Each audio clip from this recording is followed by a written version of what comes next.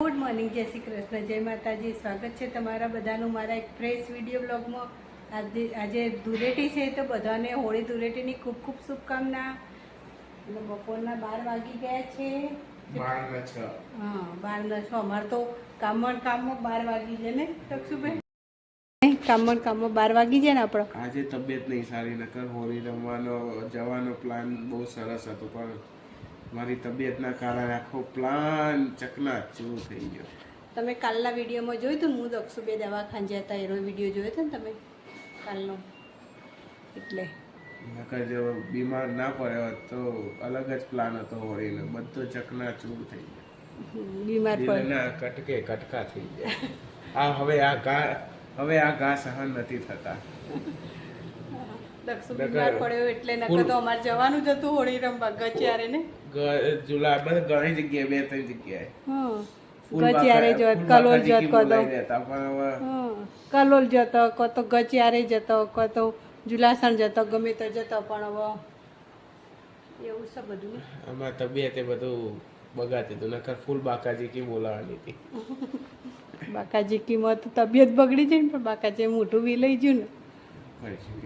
કશું નહીં. કાલ કરતા સારું. હા, આજ સારું છે તારે. ઊભું જ નતું લેવાતું. આજ તો સારું હોય ને, આરામ થઈ ગયો. દવા લઈ લીધી ને, હજુ કાલ જવાનું હો પાછું દવાખાને બતાવો. મટી જાય નહીં જવાનું. હું મટી જાય નહીં જવાનું, જવાનું જ છે. કમ્પ્લીટ કોર્સ પૂરો કરવાનો. પહેલાં તો જ્યાં દક્ષુભાઈ જેવા ઊંઘ્યા છે, લાવજો આમ ઉપાડી અને ઓય બિહાર દઈએ એવું થતું હોય. દક્ષુ આમ ઉપાડી અને ઓય બિહાર દઈએ એવું થતું હોય.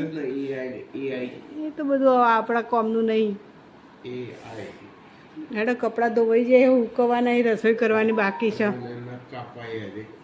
ઘડિયાળમાં તો સિગરેટ કેટલા વાગી જશે જો. 12:09.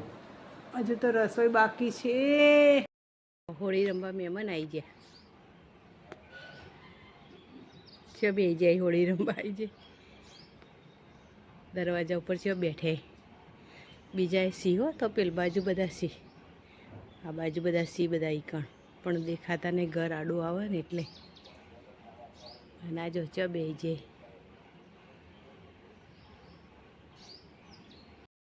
બધા કેટલો હોળી રમવા આવી જાય. બધા ગચિયાના બગીચાને હોળી રમવા આવી, ઉત્તરાયણ કરવા આવવાનું, હોળી રમવા આવવાનું. બગીચો એટલા માટે જ બનાવ્યો છે ને.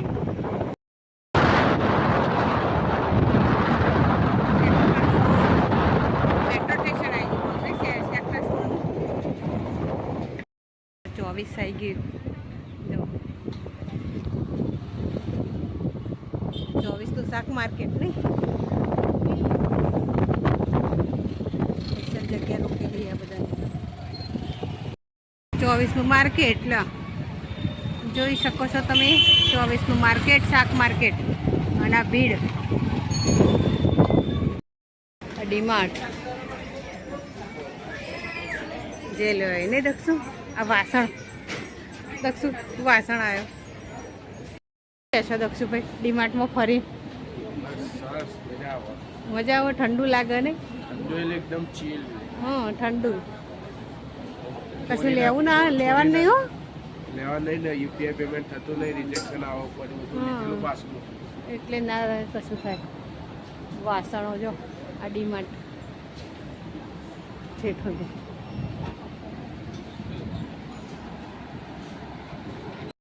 અમે હા ને પહેલાં પેટ્રોલ પંપ હતો, એટલે અત્યારે ચાલુ જ છે, પણ જે ઉપર હતું ને એ બધું તોડી કાઢીને હવે કોઈક નવું કરશે, નવું બનાવશે, મને એવું લાગે છે.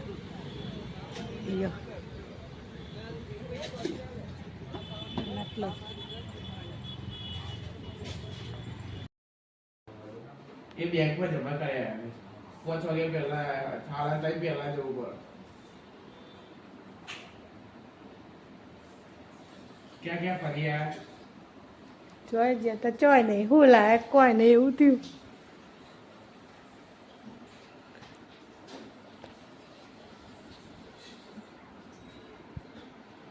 શું ખાવાનું બનાવીએ હવે જે ઈચ્છા હોય. આ તમારા પપ્પા કામ ઉપર લાગી જાય. શું કરો પપ્પા? લસણની ચટણી બનાવું. આવી લે કબેડું પાણી. એ પૈસી વગરનું નથી. શું શું નાખીએ તો ક્યાં દેખશું?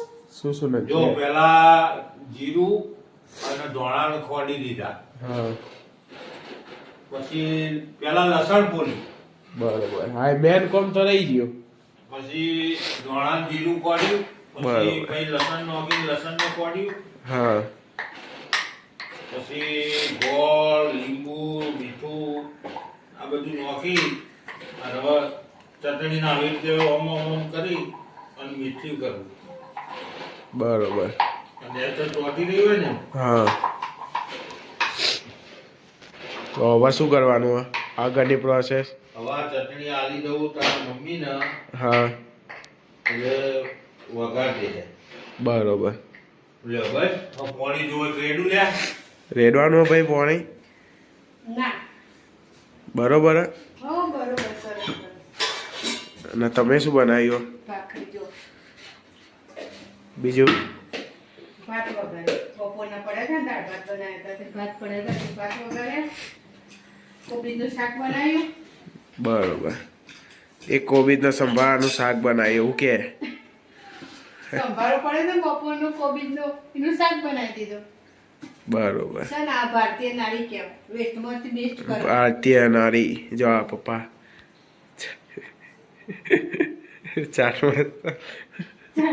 ચાટ મસાલા નાખી સમજ અરે મને કે નહીં મજા આવે તો ક્યાં આવો થોડું જ નાખે લે. થોડો દેખો થોડો થોડો છે નહીં સામાન્ય જ છે એ ચટણી જેવો આપણો ઓરિજિનલ સ્વાદ આવતો ને ના આવે સાહેબ આપણે જે પહેલા ખાતો હતો ને એ ચટણીનો સ્વાદ ના આવે પહેલા આપણે ચાટ મસાલો કોઈ નાખતો ને અલે ટ્રાય કરાય નવી વાનગી બને. નવી વાત હવે અમે નવી વાનગી જે રીતે બનાવ પણ મને સ્વાદ જ નહીં આવે કોઈ